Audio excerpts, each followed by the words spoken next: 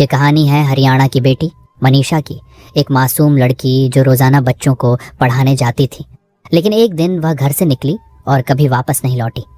उसके बाद जो हुआ उसने पूरे हरियाणा ही नहीं पूरे देश को हिला कर रख दिया। आखिर क्या हुआ था उस दिन मनीषा के साथ? आइए इस दर्दनाक कहानी को शुरू से आखिर तक जानते हैं। आज शेयर कीजिए। आज की जो सच्ची घटना मैं आपको सुनाने जा रहा हूँ वो हरियाणा प्रदेश के जिला भिवानी की है। भिवानी जिले में एक गांव पड़ता है, दाढ़ी लक्ष्मण। यहीं की रहने वाली एक लड़की थी जिसका नाम था मनीषा। उम्र होगी तकरीबन 19-20 साल। बड़ी ही सीधी सादी, अपने घर वालों की लाडली और पूरे गांव की पहचान। अभी कुछ ही दिन पहले मनीषा ने अपने करियर की तरफ पहला कदम बढ़ाया था। पास ही एक जगह है सिंघानी, वहां पर एक प्ले स्कूल है। उसी घर से निकलती और स्कूल में पूरे मन से बच्चों को पढ़ाती, उनका ध्यान रखती और शाम को समय से घर वापस आ जाती। लेकिन 11 अगस्त 2025 का दिन अलग था। उस दिन सुबह रोज की तरह स्कूल गई, सब कुछ सामान्य था। मगर लगभग सुबह 11:23 पर उसने अपने पिता संजय को फोन किया। बोली, पापा आज थोड़ा देर हो जाएगी, मुझे BSSC नर्सिंग का फॉर्म लेना है और भरना है, आप टेंशन मत लेना। पिता ने भी प्यार से जवाब दिया, कोई बात नहीं बेटा, आराम से आ जाना, कोई दिक्कत नहीं है। ये बातचीत यहीं खत्म हो जाती। अंदाजा नहीं था कि ये उनकी बेटी की उनसे आखिरी लंबी बातचीत साबित हो सकती है। कुछ देर बाद मनीषा को एक और फोन आता है। फिर वह घर पर दोबारा फोन लगाती है। इस बार फोन उसकी मौसी उठाती है। मौसी पूछती हैं, क्या हुआ बेटा? मनीषा कहती है, मौसी जी मैंने एक सूट ऑनलाइन ऑर्डर किया था, डिलीवरी वाला कभी भी आ सकता है, आप उसे ले लेना। मौसी थोड़ी व्यस्त थी, बोली, अरे बेटा हम तो अभी काम में लगे हैं, घर पर हैं भी नहीं। तू ऐसा करो, अपने दादा का नाम बता देना, डिलीवरी वाला आकर सीधे दादाजी को दे देगा। ठीक है मौसी जी, मनीषा रख देती है। उसके बाद वह फिर से अपने स्कूल के कामों में लग जाती है, बच्चों को पढ़ाने लग जाती है। जैसे ही दोपहर के 2 बजते हैं, रोज की तरह विद्यालय की छुट्टी होती है। स्कूल की वैन बाहर खड़ी थी। ड्राइवर से वो लड़की कहती है, भैया मुझे ना बस यही पास में ही जाना है। करीब 500 से 700 मीटर की दूरी पर एक आइडियल कॉलेज है, वहां से मुझे BSSC नर्सिंग का फॉर्म लेना है। आप घर चले जाओ, मैं अपना काम करके आती हूँ। उसने कहा, ठीक है बहन जी, और फिर वो गाड़ी लेकर चला जाता है। फिर धीरे धीरे समय बीतता है। शाम के करीब 6:26 का समय था। लड़की के पिता संजय के फोन पर एक मिस कॉल आई, उनकी बेटी की। मिस कॉल देखते ही उन्होंने तुरंत कॉल बैक करने की कोशिश की, मगर उधर से फोन नहीं लगा। बार बार कोशिश करने पर भी कोई रिस्पॉन्स नहीं मिला। 6:26 में मेरी घंटी बजी, उसका कट गया। फिर मैंने 6:26 मतलब पूरी नहीं हुई थी, कुछ सेकंड बची हुई थी, मैंने उसके साथ अपना फोन उठाया, साथ ही साथ कॉल किया, फोन बंद था उसका। अब घर के भीतर बेचैनी फैलने लगी। सब सोचने लगे कि आखिर बेटी इतनी देर क्यों कर रही है। वह तो कभी भी इतना लेट नहीं होती थी। परिवार वाले आपस में चर्चा करने लगे कि अब क्या किया जाए। तभी संजय ने ठान लिया, जितनी जल्दी हो सके मुझे वहीं जाकर देखना होगा। वह तुरंत सिंघानी की तरफ निकल पड़े। वहां जाकर उन्होंने सबसे पहले उस प्ले स्कूल के स्टाफ से बातचीत की जहां उनकी बेटी काम करती थी। उन्होंने पूछा, आज घर नहीं पहुंची, आपको कुछ जानकारी है कि वो कहाँ गई थी? लेकिन किसी को कोई ठोस जानकारी नहीं थी। चिंता और बढ़ी तो संजय ने 112 नंबर डायल किया और पुलिस से मदद मांगी। कुछ ही देर में पुलिस मौके पर आ पहुंची। गाड़ी में ESI अनूर, कांस्टेबल पवन और SPO धर्मेंद्र मौजूद थे। अब उम्मीद थी कि पुलिस गंभीरता से तलाशी शुरू करेगी, लेकिन उनके रवैये ने संजय का दिल तोड़ दिया। बातचीत में उन्होंने बेहद गैर जिम्मेदाराना और शर्मनाक बातें कही। तुम्हारी लड़की भाग भूग गई होगी, आ जाएगी। जब संजय ने ये बातें सुनी तो वह बहुत गुस्से में आ गया।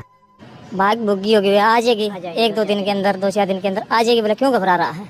ये बात होकर के फिर मैं उसको बोला भी, सर मगर ये तो कोई बात नहीं है, इस काम के लिए नहीं आए आप यहाँ पे, जिस काम के लिए आए ना वो काम करो यहाँ पर। उसने तुरंत रिएक्ट किया, लेकिन उसके रिएक्शन के बाद भी जहां जहां पुलिस को तलाश करनी थी, जितनी ईमानदारी और शिद्दत वहां उन्होंने वैसा नहीं किया।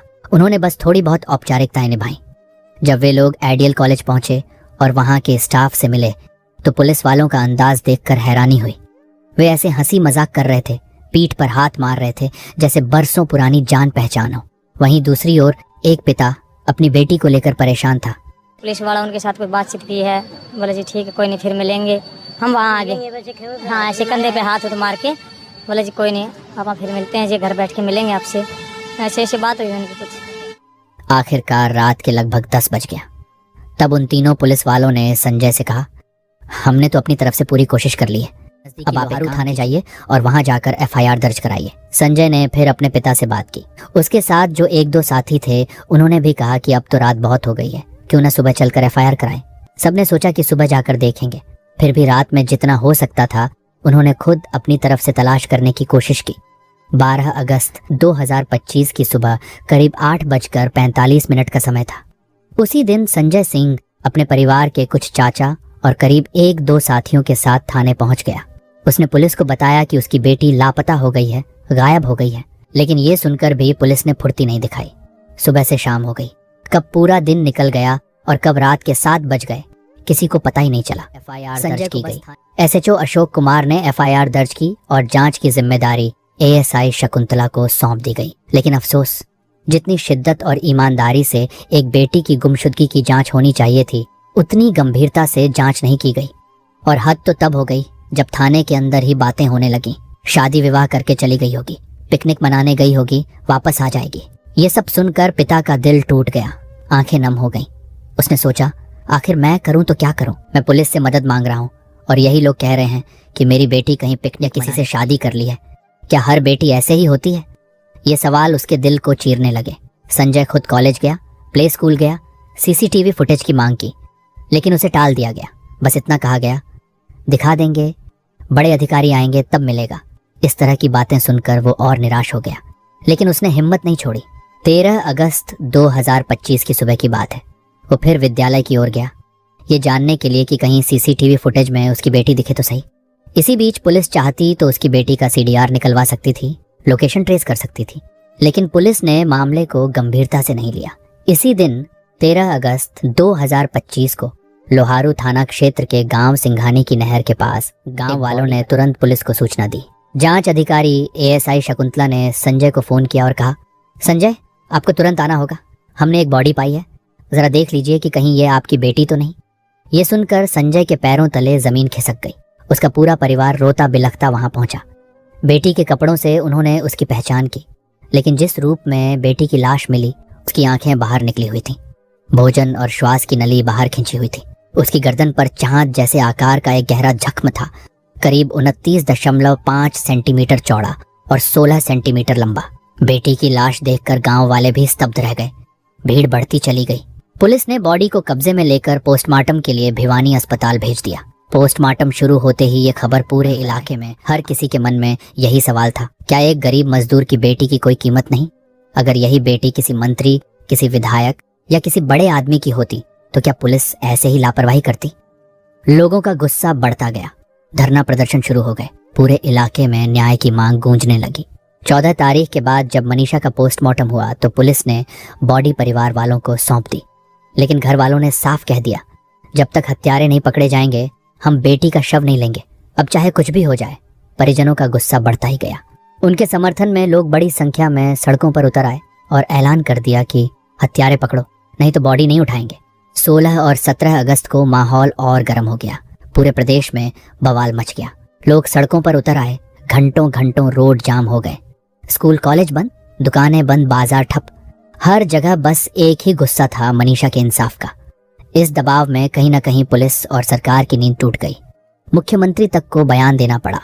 बड़े बड़े अफसर, चाहे डीआईजी, सब मौके पर पहुंचकर आश्वासन देने लगे कि पूरी ईमानदारी से जांच होगी और जल्द ही आरोपियों को गिरफ्तार किया जाएगा।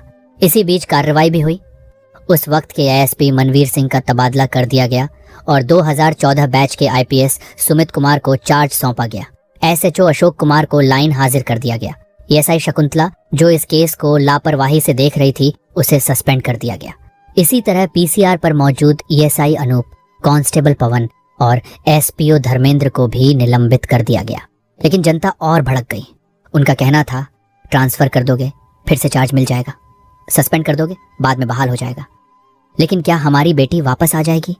अगर पहले ही ईमानदारी से काम होता तो शायद वो जिंदा होती।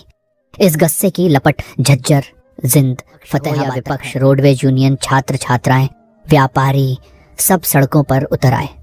देखते देखते पूरा प्रदेश ही नहीं, आसपास के राज्यों तक में लोग एक सुर में बोलने लगे, ईमानदारी से जांच करो, हत्यारों को पकड़ो।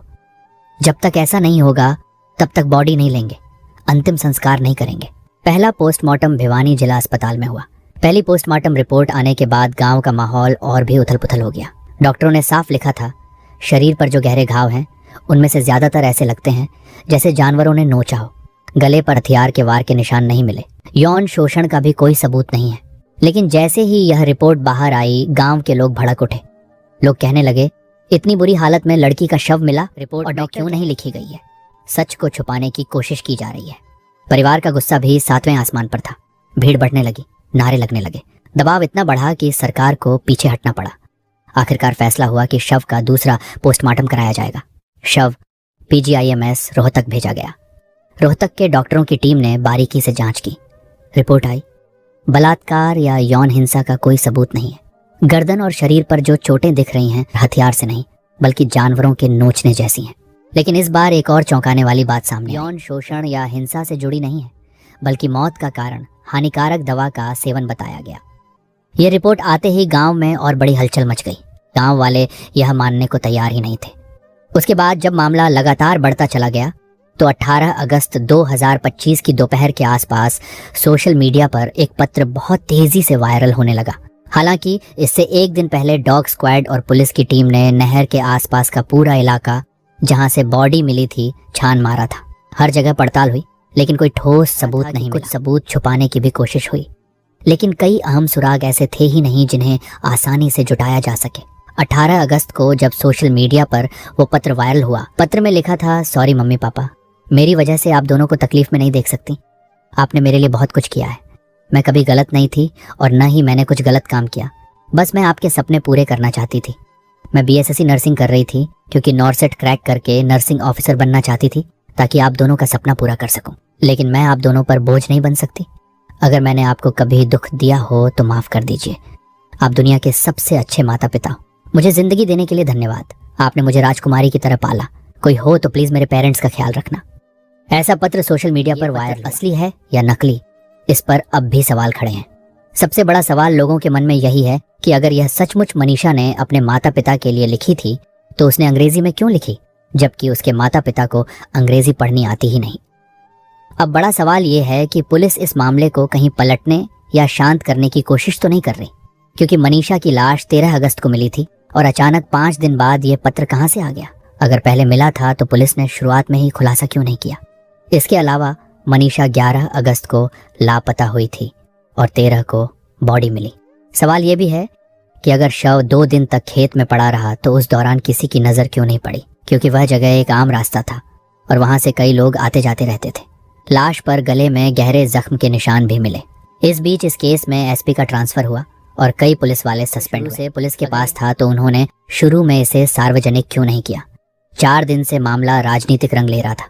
विपक्ष के नेता धरने पर बैठ रहे थे। ऐसे में पुलिस ने पहले ही यह स्थिति साफ क्यों नहीं की। परिवार और जनता की लगातार मांग के बाद अब सरकार ने इस मामले की जांच CBI को सौंप दिया है। आगे देखना होगा कि जांच में क्या नए खुलासे सामने आते हैं। अगर आपने अभी तक वीडियो को लाइक नहीं किया है तो कृपया वीडियो को लाइक करें और चैनल को सब्सक्राइब जरूर करें। धन्यवाद।